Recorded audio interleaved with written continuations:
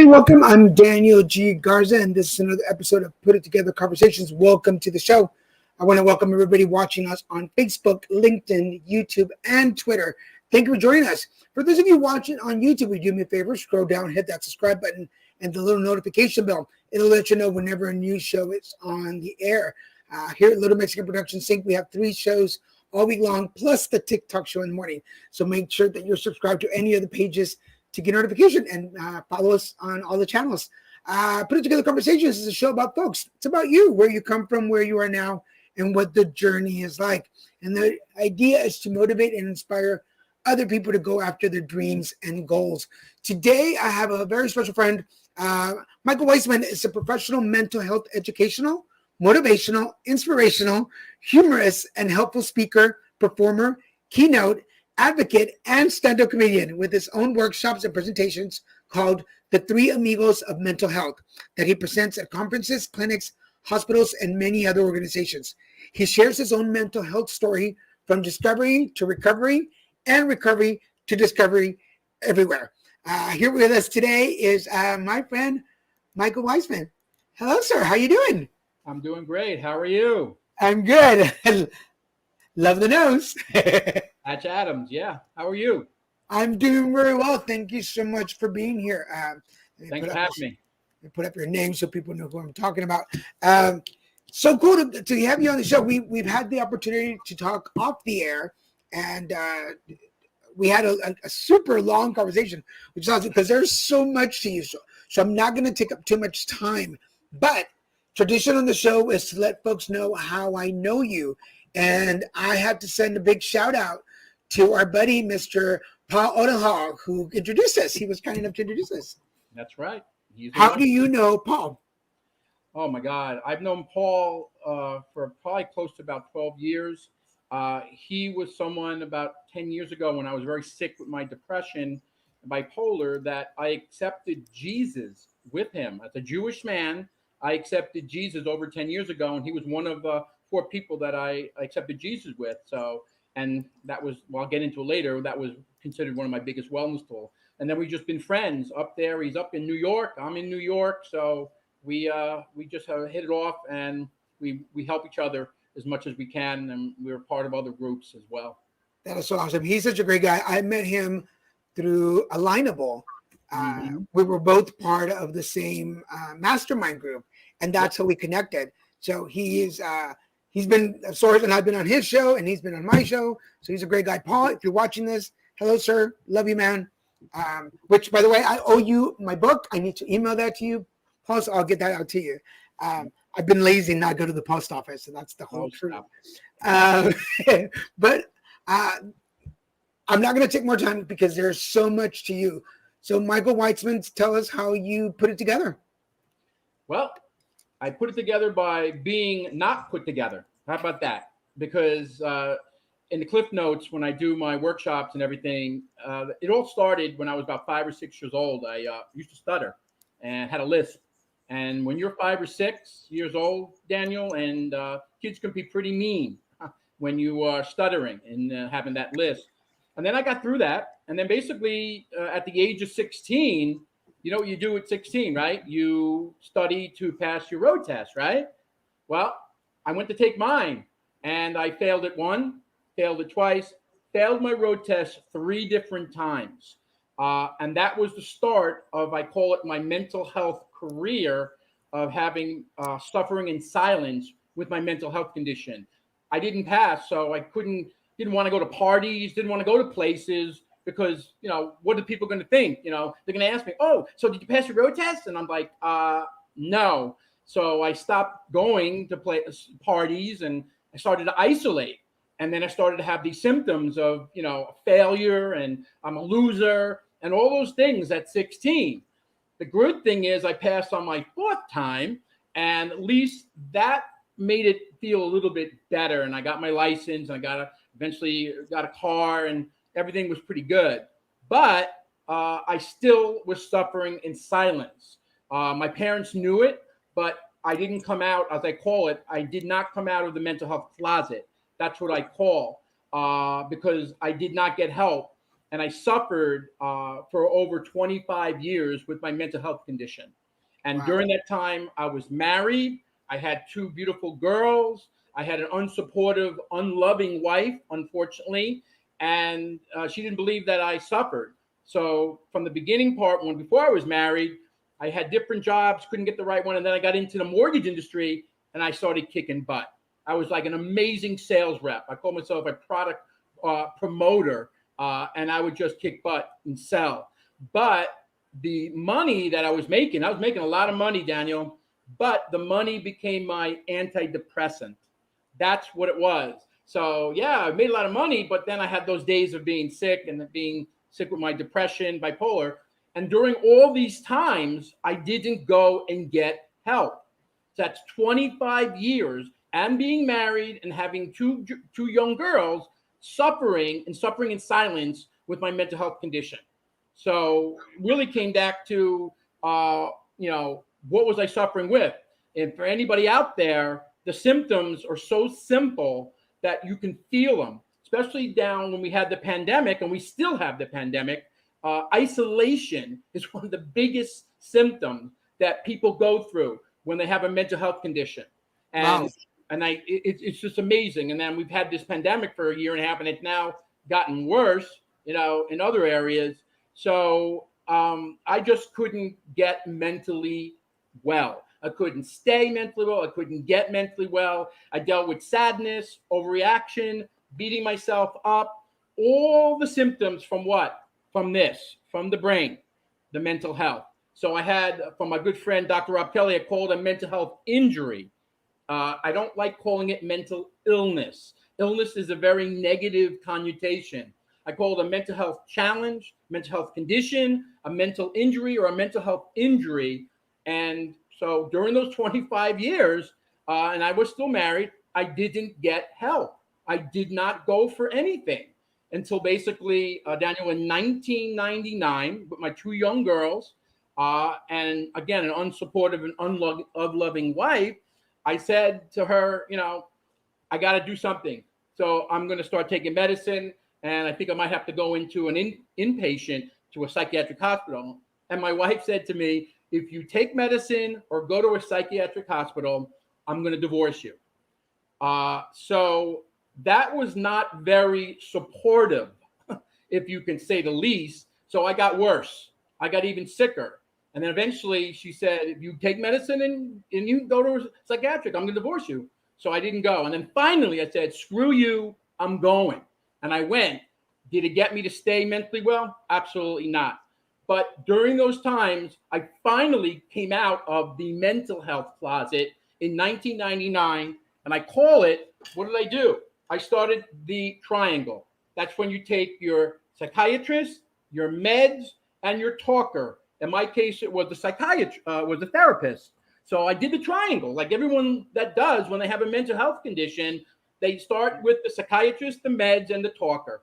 And that's what I did for the next 15 years. So 25 years of suffering in silence for those 25 years. Having that, being unhappy, negative thoughts, anxiety, stress, all the different symptoms on and off while I was still working a great job and making a lot of money, but I was commission based, which is very tough when you have depression, bipolar, which I got diagnosed at in 1999 when I came out of the mental health closet. So during that time, for those 15 years, I did everything. I went to 4 different outpatient units. I had shingles on my head twice in 2006. I had it twice in 9 months. You never get shingles. And if you do get it, you don't get it twice in 9 months. So I was worrying all the time, negative thoughts, all of this while I was still married. And then I was in basically 6 psychiatric hospitals. I had 22 ECT treatments. That's when they shock your brain to get you better. Well, unfortunately for me, it did not work. It did not work at all. I'm not telling you it can't work for other people. Just like when I show medicine, these are just some of the medicines that I've taken over the years. There's nothing wrong with medicine, but these things didn't work for me. ECT treatments didn't work. The medicine didn't work. I did that. And then on January 2nd, 2008. I never tell you how or why, but I used these gloves to try to take my life in January 2nd, 2008, and I got committed to a psychiatric hospital. So during that time, I just tried everything. 25 years in silence with the mental health. Came out of the closet. 15 years struggling still on and off with my mental health condition. Unbelievably sad and everything, all the symptoms. And what? Daniel, I couldn't get and stay mentally well. I tried everything. It didn't work. And then basically, I don't know if you remember, there's an amazing gentleman, and I talk about this, I get very emotional because I'm a really big fan of this gentleman that did something coming up soon. Is going to be his, I think it's going to be his 7th year anniversary. It was 2014. Yeah, it's going to be his 7-year anniversary that Robin Williams, and I said that suicide took Robin Williams' life. Or should I say Lewy body dementia took Robin Williams' life on August 11th, 2014. I got unbelievably sick. I loved this guy. He was my favorite actor. Underrated actor, to be honest. Most amazing comedian, improv, no one better than Robin Williams. And then he did what he did, and then I lost it. I got even more sick. This is what still it is. It's still the brain. That's what was getting really sick. I could not get better, and I got so sick, I went into my 6th psychiatric hospital on October 16th, 2014, about 3 months after Robin did what he did, and I went in there. But this time, when I went into this psychiatric hospital, which was my 6th one, and that'll be my last, I made a decision to myself, said, Michael, you can't be Robin, but you can be your own. You could be Michael Weitzman. You can put together, as you can see right here, a workshop that I came up with while I was in a psychiatric hospital. You believe that? While I was in the hospital, I came up with a workshop called the 3 Amigos of Mental Health. And what it is the 3 Amigos of Mental Health is you're one of 3. The first amigo is someone that's suffering with their mental health condition. The second one is suffering in silence with their mental health condition. And the third amigo of mental health is someone that's not suffering. I usually go to them, congratulations, mazel tov to you. But those are the people that are usually the ignorant ones that don't get it. They don't know what it tastes like, what it feels like to have a mental health condition, or to have addiction, or to have opioid use, or to have suicide or suicide thoughts or hearing voices. They don't know. They don't want to be around. They think it's something you can catch, or you're contagious, and that's not true. We know that. Right.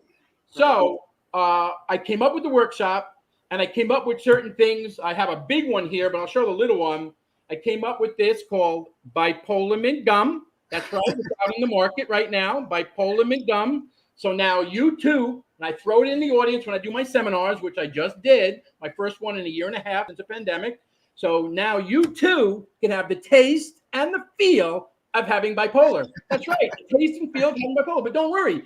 Each stick comes with free hospitalization, ECT treatment, and permission to run naked in your local shopping mall. I've done that 3 times. So chew up, ladies and gentlemen.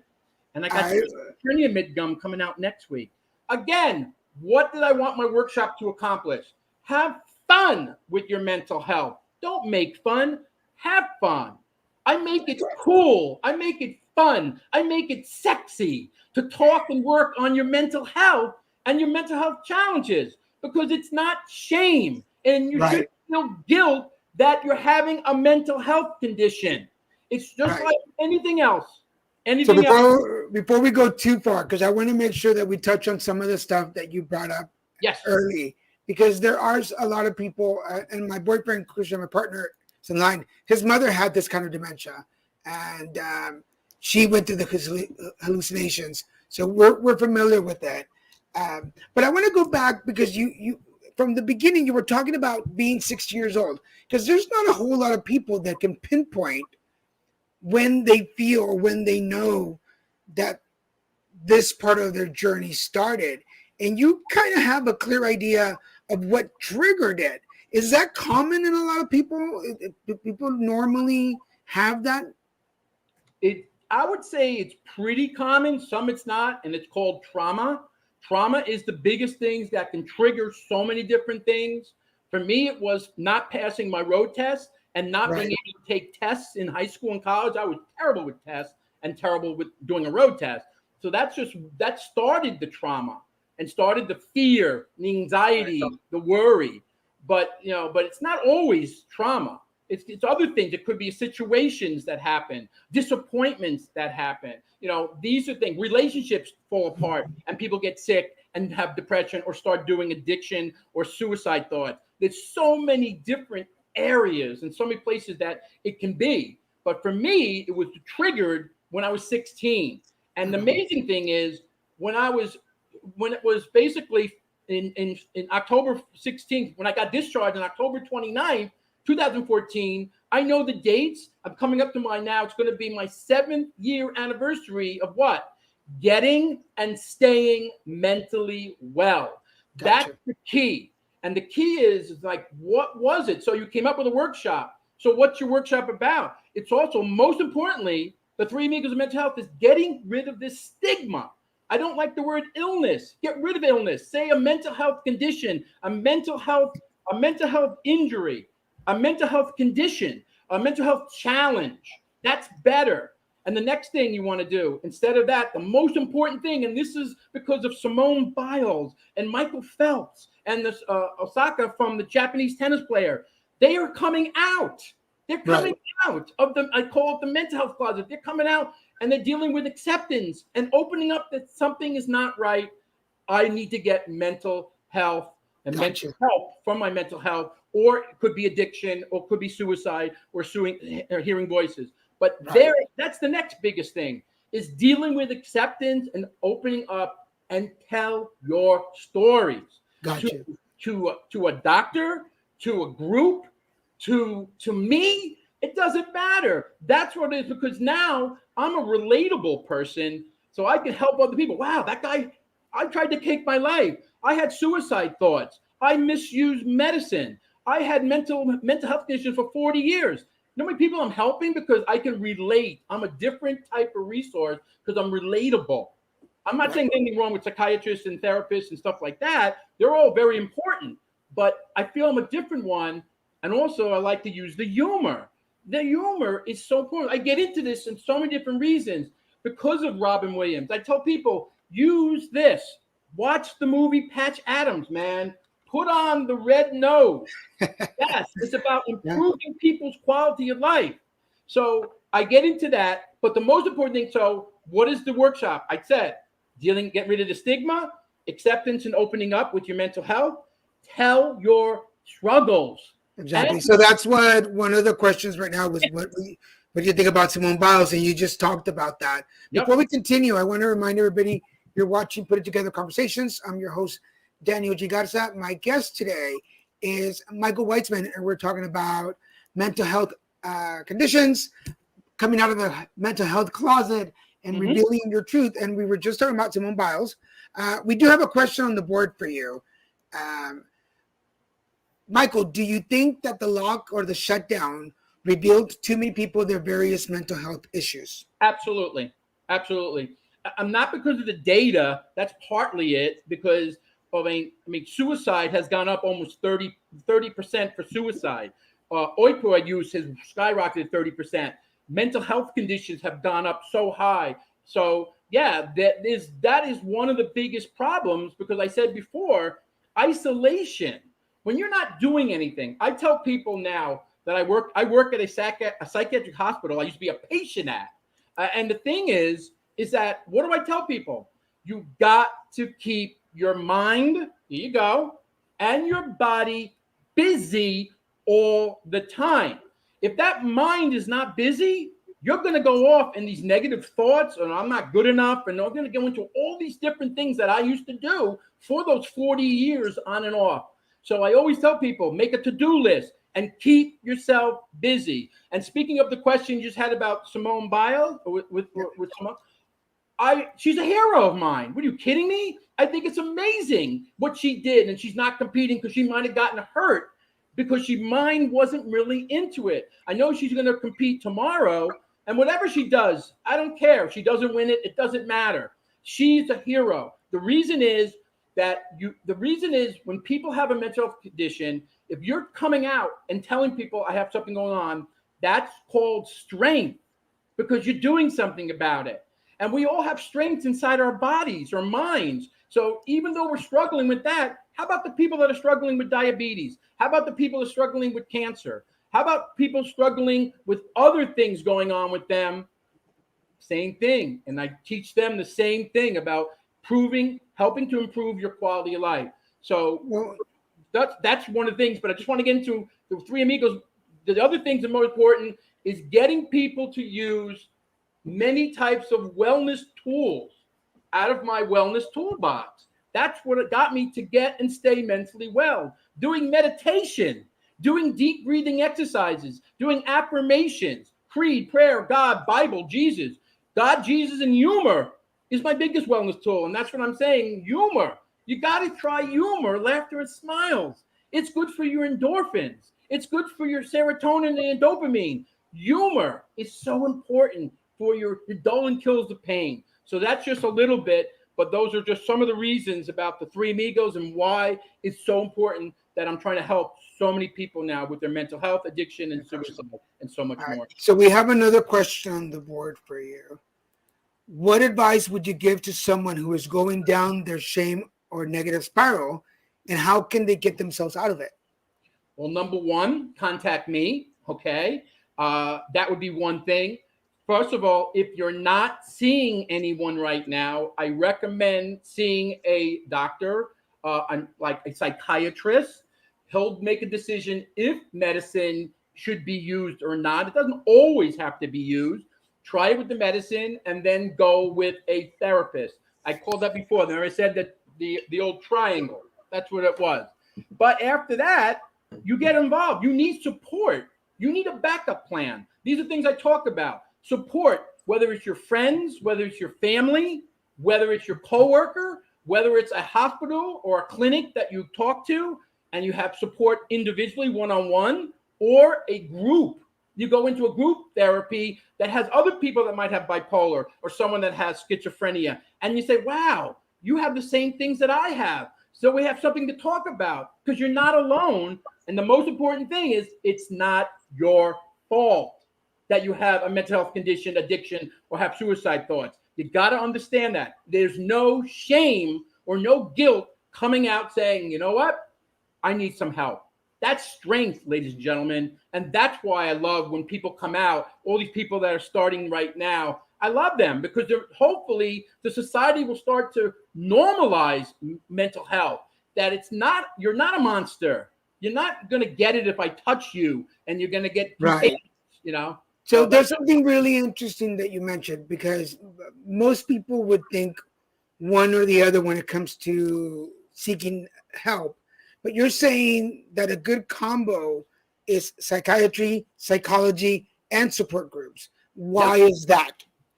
All of those, and use wellness tools. Right. But why those three things together? The psychiatry, psychology, and support group. Why those things together, even without the wellness tools? I just think it's a good start.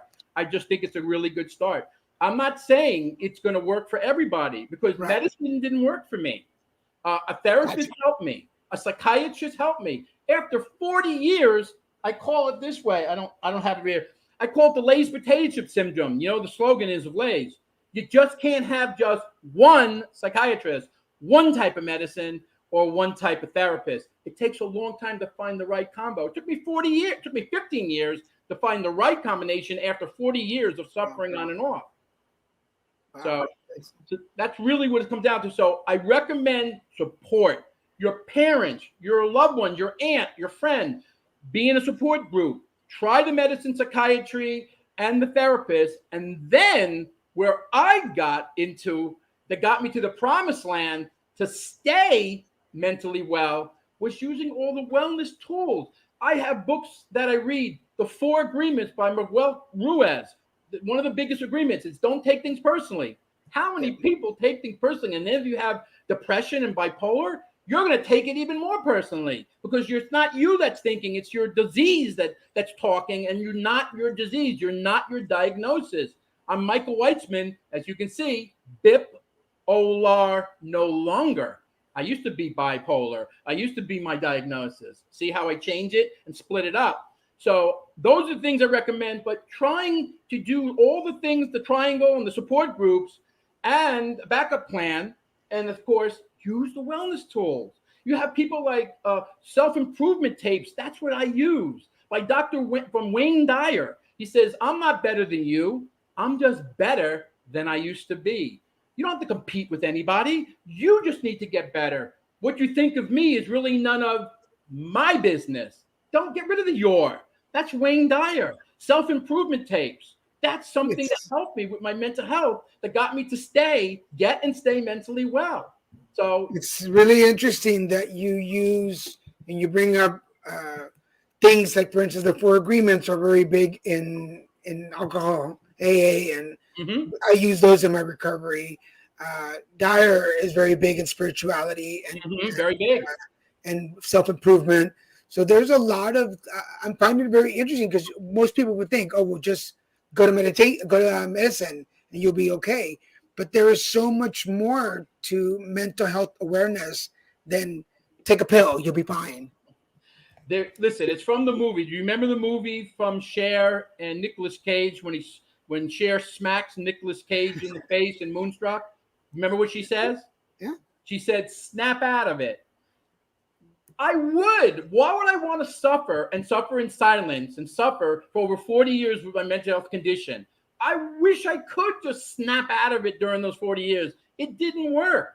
There is no magic pill. Sometimes medicine can work. Sometimes ECT can work. Sometimes they have other types of cognitive ECT. They have EG, different types of things in my wellness tools that I talk about that you can help you. So, do the meditation, do deep breathing exercises. Right now, I'm a Jewish man. I accepted Jesus. It's a wellness tool. I put God and Jesus and humor up together. I'm sorry, God, but humor to me, oh my God, it will dull and kill the pain. Humor, it will make you live a longer life. You know how I know that, Daniel? I Googled it. No, seriously, but it's so important. Use humor, man, and be involved. Watch the movie Patch Adams. I use because it's all about what?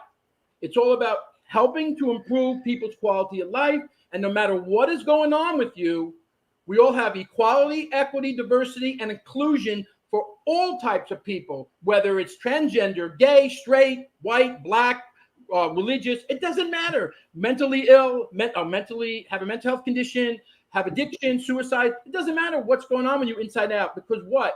We all are created equal.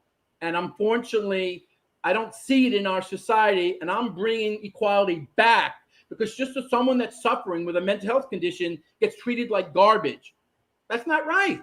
It's just right. It's just like if somebody has diabetes, or somebody has MS. It's so what? And a great quote by Glenn Close. She has an organization. Her daughter suffers from bipolar, and she goes like this. And I love Glenn Close. And she says, "Imagine if you got blamed for having cancer."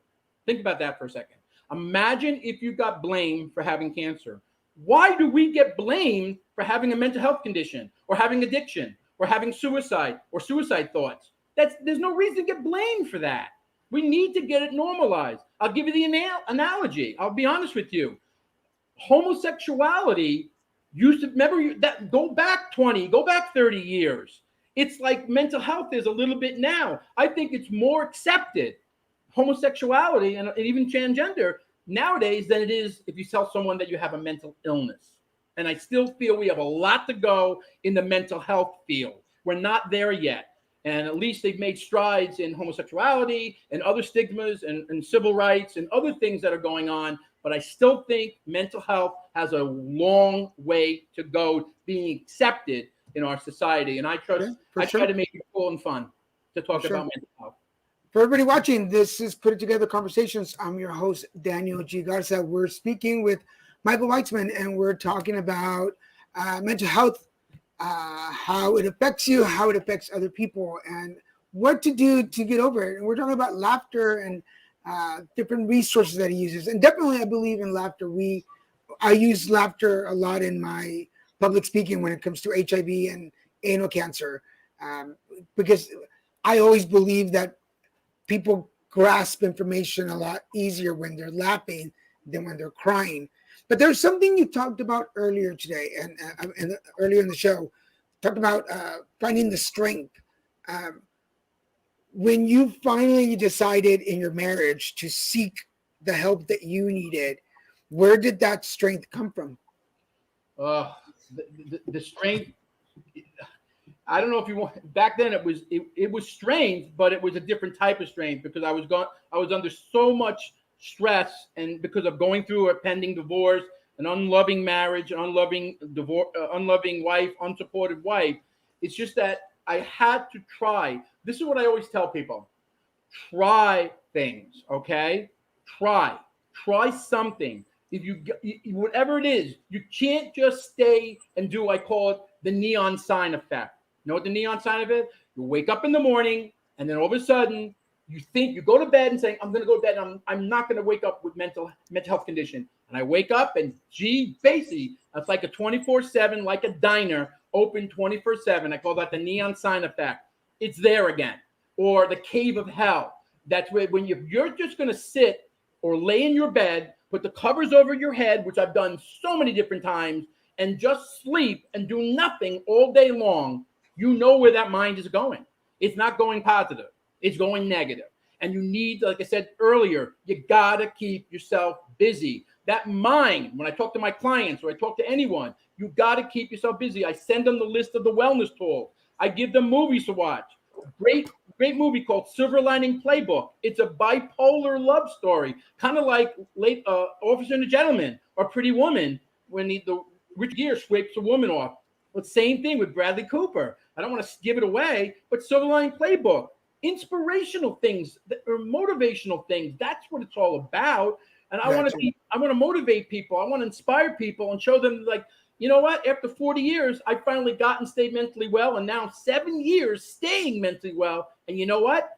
You can do it too. If I can do it, you can do it. And you can try so many different areas with the triangle, with the support groups, with the wellness tools. There's so many. Watch great movies. Watch Patch Adams. Watch Good Will Hunting. There's so many great things.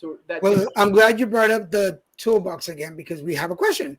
What is in your mental health toolbox behind you?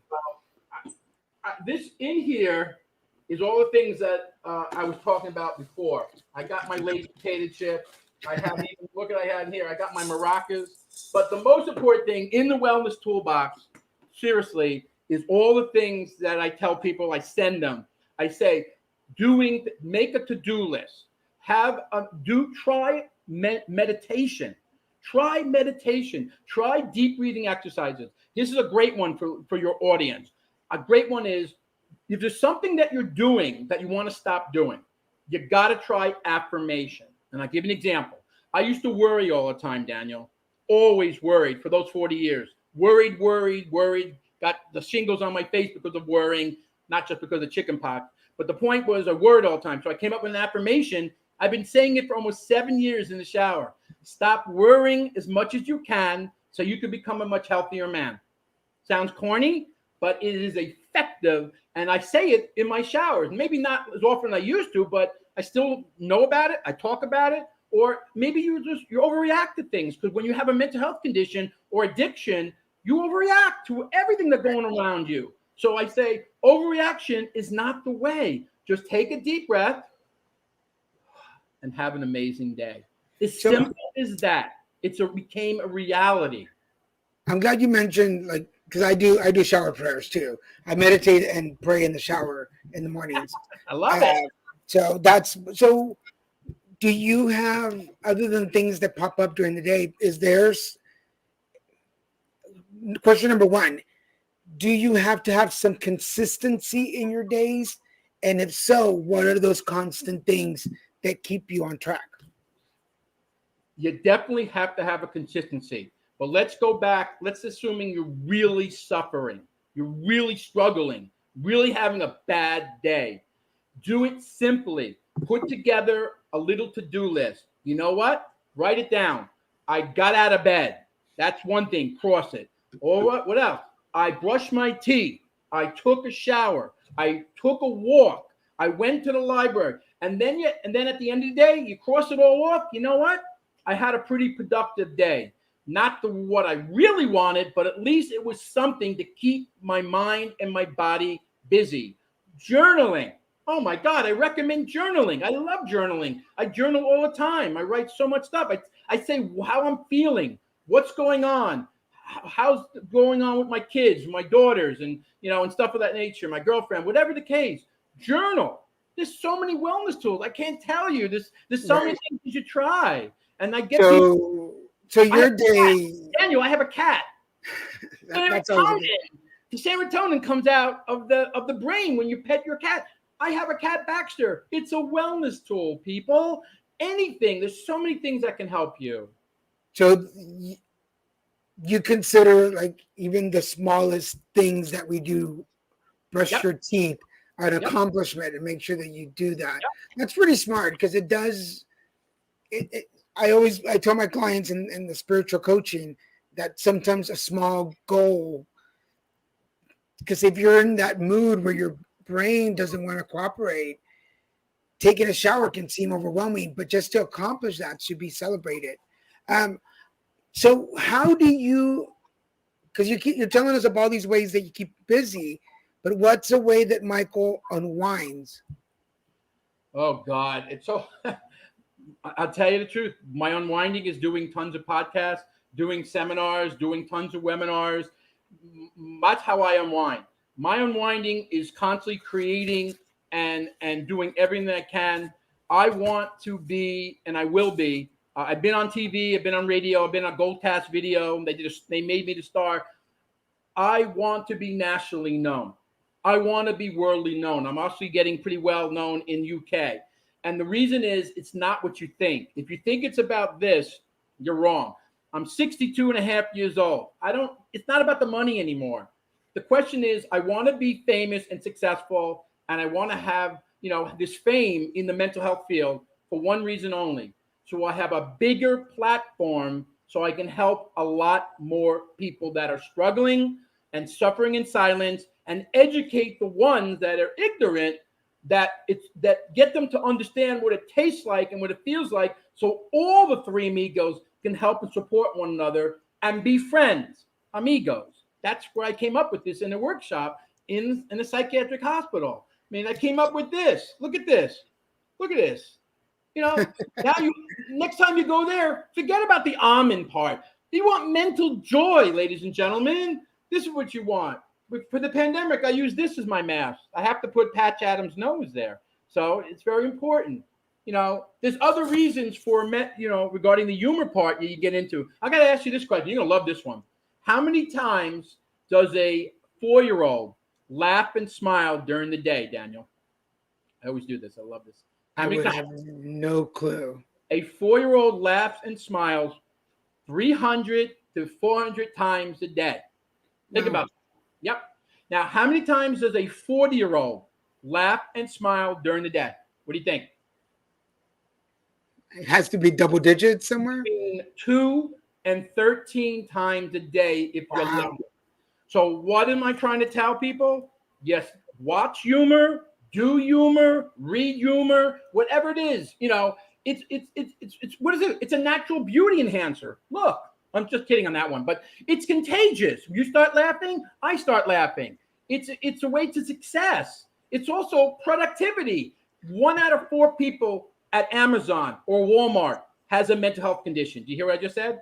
1 out of 4 is diagnosed in the United States. 1 out of 4 has a mental health condition. Now that's what's diagnosed. What about the ones that are suffering in silence? That's probably at least another 40%. So half the people in the United States have some type of mental health condition, and they know friends that have something going on with them. So it can be like so much. So what do you want to do? Try to help them with all the wellness tools. And again, use some humor. Man, it's so important. It's so much fun. It relaxes the body, man. It will make you live a longer life. And there's a spectrum of mental health conditions, right? I mean, just because people say I have a mental health condition, not everybody fits into the same Right. box, correct? Oh, yeah. You have, let's put it this way. I have a voiceover of me in 2012 when I play in my workshop. It's 2 minutes long. I just play a minute of it. I don't tell them who it is. And you can hear from the voiceover in 2012, this guy is unbelievably sad. You can feel the depression. You can feel like he's crying and he's sad and he's not doing well. And I wish I lose my kids like Mrs. Doubtfire. And he's going off and all those things. And I tell people, you know who that person was? Me. That was me in 2012. I suffered so much with my mental health condition. Why would I have these thoughts of suicide and other things? I would drive my car and I would want to sometimes close my eyes because I couldn't get rid of the mental health condition, the mental health injury, whatever you want to call it. It wouldn't go away, Daniel, for 40 years on and off. That can really drive someone. I don't want to use the word, you don't want to say drive crazy, because then you're using a negative to a negative. But I'm not trying to be funny either. But the point is, I know what it's like, man.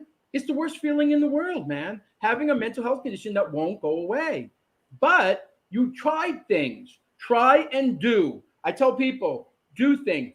And another thing, besides the book, The Four Agreements, I do the song from the Beatles and the Frozen song. You remember the song? Let it be and let it go.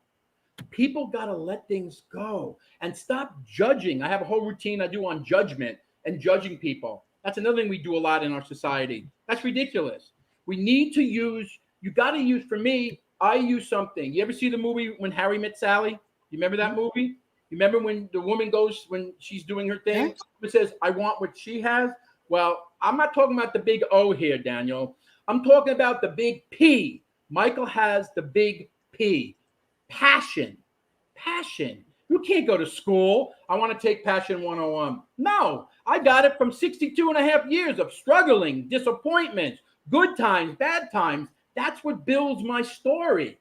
To tell people that it's okay if you struggle, but what are you doing about it to get and stay mentally well? To go from discovery to recovery, and then recovery, now I go to discovery. I'm going everywhere helping people because that's my job.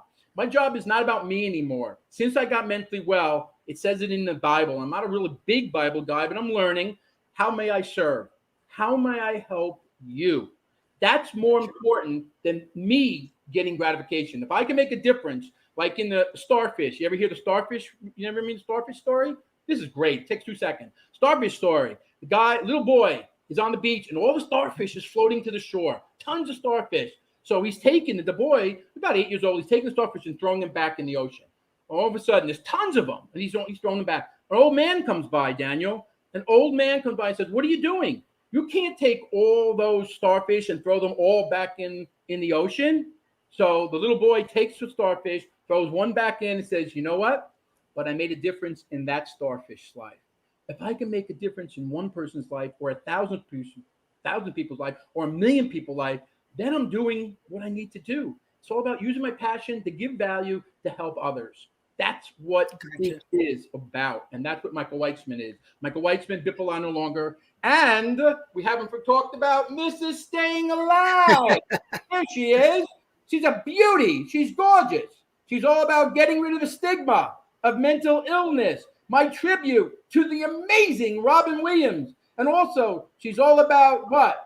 Equality, equity, and diversity, no matter what you look like, even as gorgeous as she is. So Mrs. Staying Alive is a character I came up with.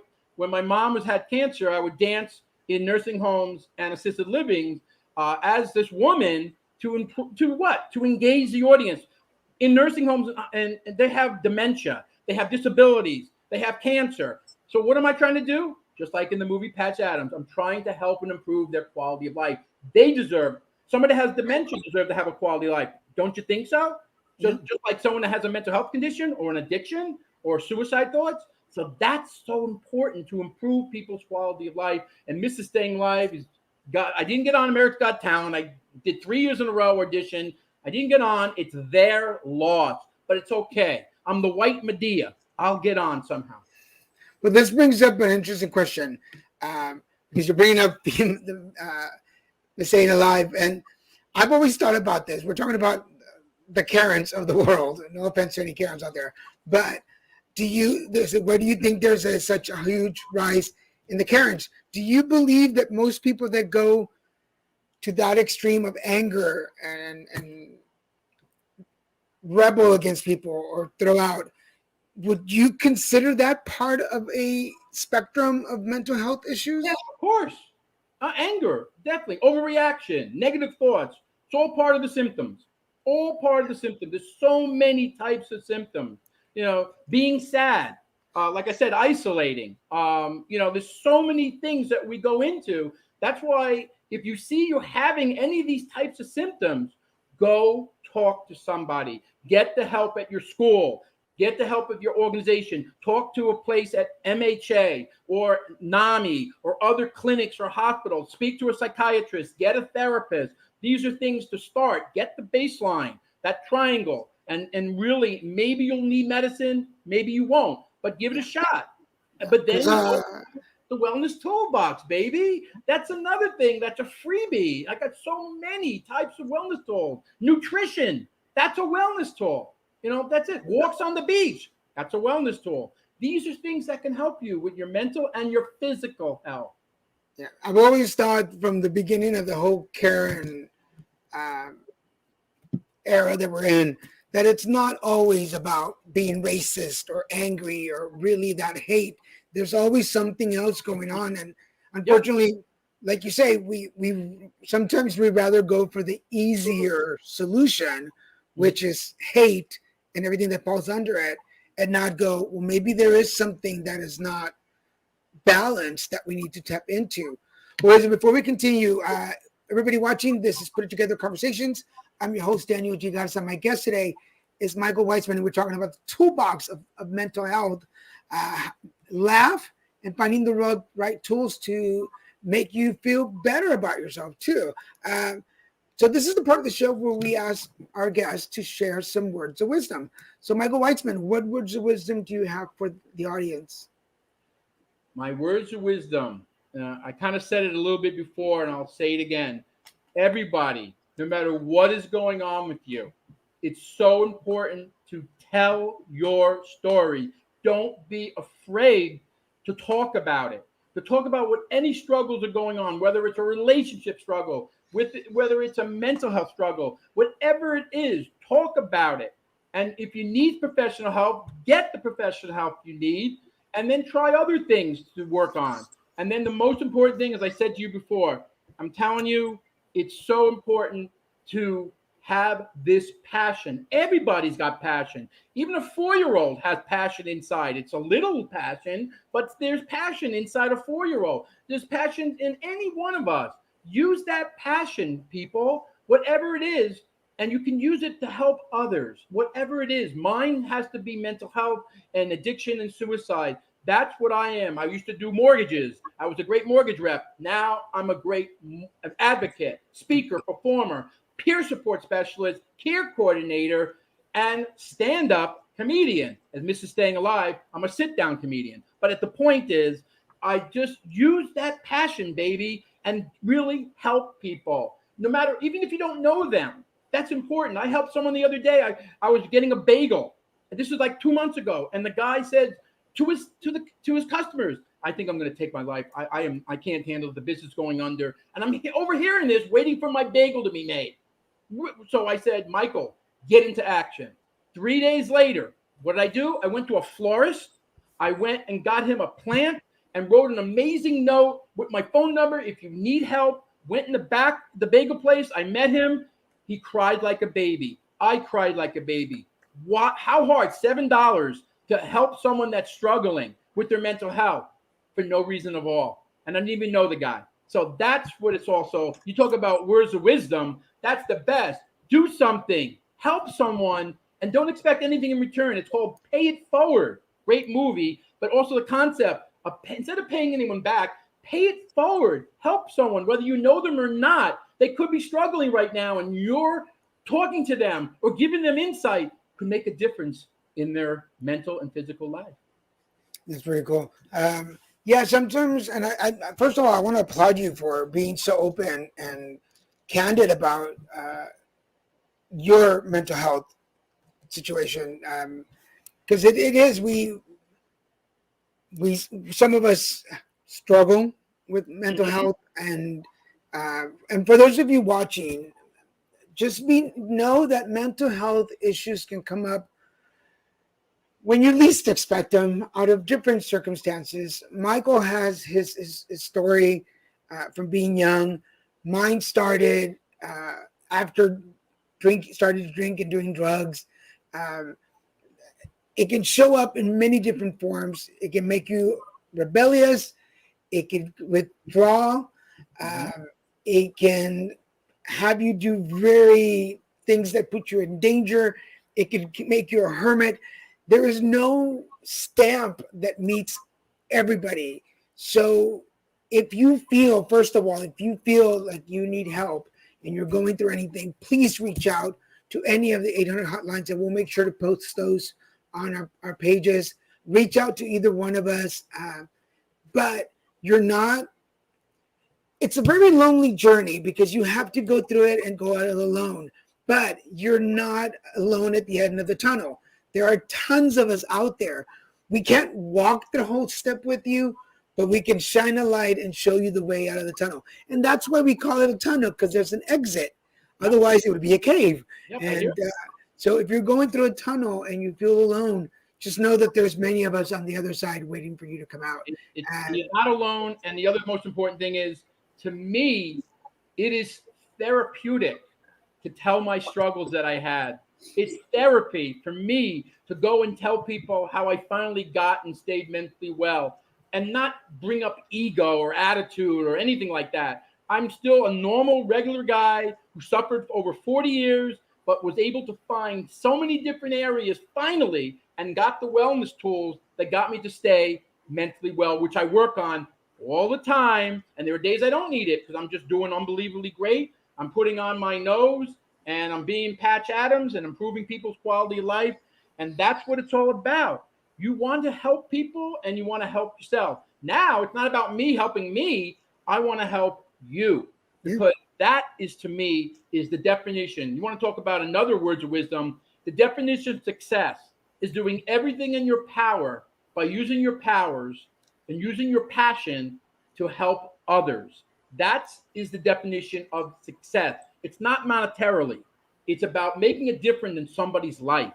Now, when I hear people, Michael, you did this, or I'm writing my book. I have my book's going to be coming out hopefully soon. And I do a seminar and someone says, oh my God, you just helped my son. You helped my daughter. To me, I just did my job. I helped someone today. I helped 1,000 people today, or just one person. That's, for me, is success. That's the definition of success. It's not about monetarily and materialistic things. Before we go, Michael, just one question. I normally would not ask this, but how is your relationship with your family now?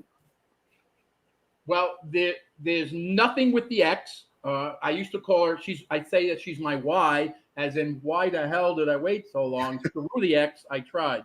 But anyway, we don't even talk anymore because the kids are 23 and 27. There's no reason to speak to my ex or why, whatever you want to call it. So it's just civil.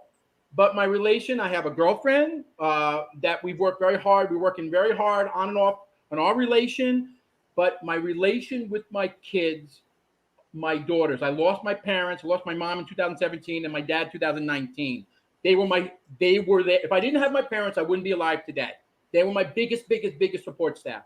And then I have my kids now that were there when I struggled. They saw the depression. They saw it. They saw the verbal abuse from mom and all that stuff.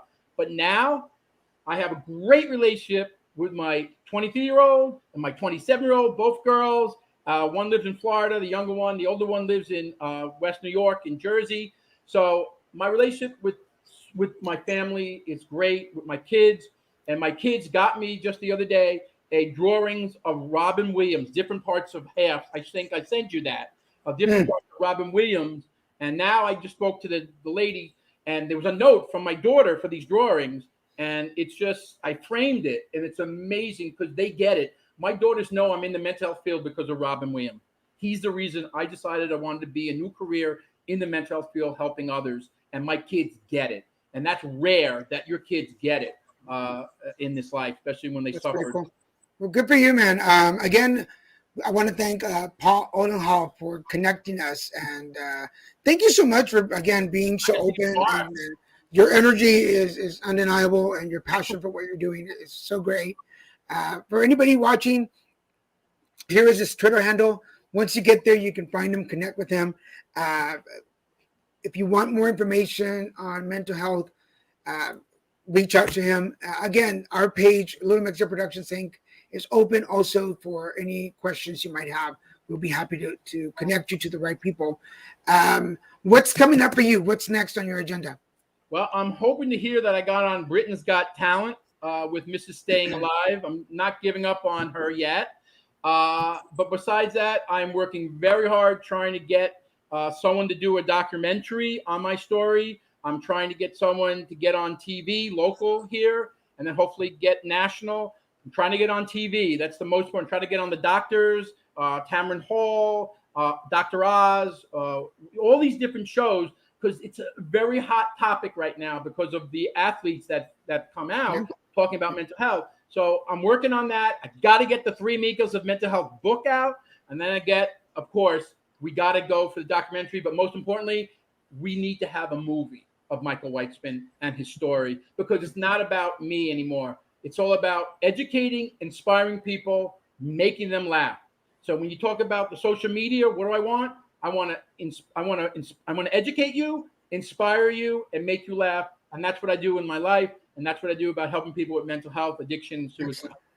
Well, we're here at Put It Together Conversations. We're so lucky, and how timely that you were booked already prior to everything that came out with Mobiles. And it was just timely, folks. It really had nothing to do with that. It was just, we've been scheduling this for a while, but how opportune that it's a hot topic. And I'm glad she talked about it, and now you're able to talk about it. And we wish you all the best, man. I hope Britain's Got Talent books you, and you get to go show on TV what you have. Thank you again for everybody. This is his Twitter handle. Go find him. Michael, thank you so much for being on the show. I'm going to put you in the green room for just a second, and I'll be right back for you. But thank you so much for being on the show. I appreciate you. Thank you so much. For everybody watching, remember, Put It Together Conversations. We're on pretty much every day of the week. There's not a day you can't find us. Go find us on any of these channels. Wednesdays, it's a Christian and Daniel show. Fridays, it's the Card Devo. And on Saturdays, it's Put It Together Conversations. But for the next several months, because I'll be traveling on Saturdays for work, we'll be having more shows during the week. So make sure that you subscribe and follow us in any of these channels. Notifications on when the shows are up. I talk about him all the time. Grumpy Bunny and the Colors Game. Go check him out. Any of these 5 book outlets. Grumpy Bunnies and the Colors Game, written by me, illustrated by Jennifer and Vivian Gatch. It's a story about Grumpy Bunny and his mom teaches him a colors game, which is actually a guided meditation. So if you have kids, or if you want to learn about guided meditations, go get the book, Grumpy Bunny and the Colors Game. Remember, Put It Together Conversations is a show. Hold on, I want to make sure I read this because it's really cool. Very good. I think this conversation can help a lot of people. Good for you, Dan. Thank you, Fernando. Thank you. And thank you for Michael for bringing it up and being on the show. But for everybody, Put It Together Conversations is a show about you, about folks, where you come from, where you are now, and what your story is like. The idea is to motivate and inspire other people to go after their dreams and goals. And I hope today's conversation has inspired you to go after your dreams and goals. And remember, talk to somebody. Psychiatry, psychology, support groups, us, reach out to somebody, and there's somebody that listens, and somebody can associate, so you're not completely alone in this journey. But you got to find a way yourself, and we'll guide you through it. So for now, I want to thank all of you watching. I'm Daniel Jagarza. This is Put Together, and we'll see you next time. Bye.